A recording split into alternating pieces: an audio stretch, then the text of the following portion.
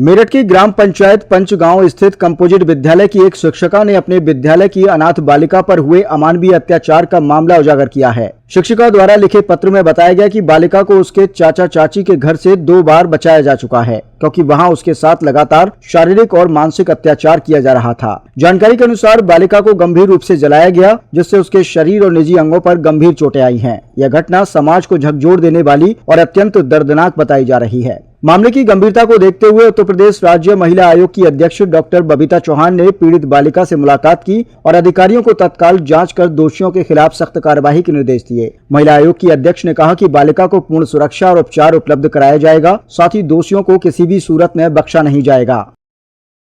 मेरा नाम रजनी है। क्या मैटर था मैडम? वो बच्ची हमारे स्कूल में पढ़ती है 7वीं कक्षा में, 13 साल की बच्ची। काफी लंबे समय से उसको साथ बहुत ही दुर्व्यवहार अत्याचार हो रहा था और 1098 पे करके उसको वहां से रेस्क्यू कराया गया था। उसके चाचा चाची के साथ रहती है, मम्मी पापा उसके है नहीं, और चाची भी कहीं बिहार से है उसकी।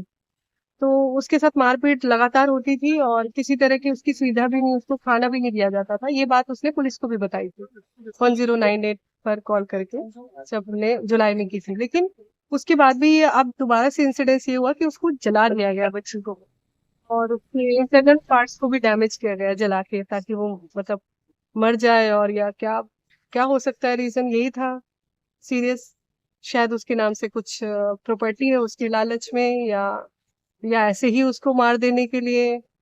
पर हमें, क्योंकि बच्ची स्कूल आई और वो हमें पता चला कि वो बीमार है, वो गिर रही थी, वो बताना भी चाह रही थी लेकिन डर भी रही थी, तो हमें ये पूरा मामला आपके पास जो किस तरह से आपके संज्ञान में आया? मेरे स्कूल में पढ़ती है वो बच्ची। तो बच्ची ने आपको पूरी बताई थी? हाँ, बच्ची स्कूल आई और वो आके चल नहीं पा रही थी, स्कूल तक तो पहुंच गई, क्योंकि हमने कंप्लेंट की हुई थी कि उसको स्कूल आना है, तो इस वजह से वो भेज दी गई स्कूल।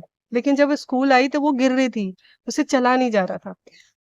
तो फिर हमने सोचा कि इसको डॉक्टर के पास ले चलते हैं। हम डॉक्टर के पास ही जा रहे थे, डॉक्टर ने हमें बताया कि ये तो बहुत सीरियस केस है। तो तब ये शुरू हुआ कि हमें कंप्लेंट करानी है। कंप्लेंट कराने के लिए भी पहले स्टार्टिंग में थोड़ी मुश्किलात आई, लेकिन फिर हुआ, एफआईआर दर्ज हुई। और बच्ची की उम्र क्या है? 13 साल। 13 साल। बच्ची ने पूरा मुंह से, कौन है उसके, कौन लोग हाँ, हैं? बच्ची ने प्रॉपर बयान किया। कौन लोग हैं उसके साथ और क्यों कर रहे थे ऐसा? उसके चाचा चाची तो ये अभी जो हेल्प के लिए तो ये उसके माँ बाप नहीं है, उसके चाचा चाची है, और क्रिमिनल उसकी एक हिस्ट्री उनकी है। मंशा क्या थी इसके पीछे? मंशा उसको शायद उसको सही से रखने की तो नहीं थी, उसको मार ही देने की थी। कुछ प्रॉपर्टी वगैरह है क्या तो बच्ची का? शायद होगी, तभी ऐसा हुआ होगा। आज महिला आयोग के अध्यक्ष से मिली, आपको क्या आश्वासन मिला, क्या कहा?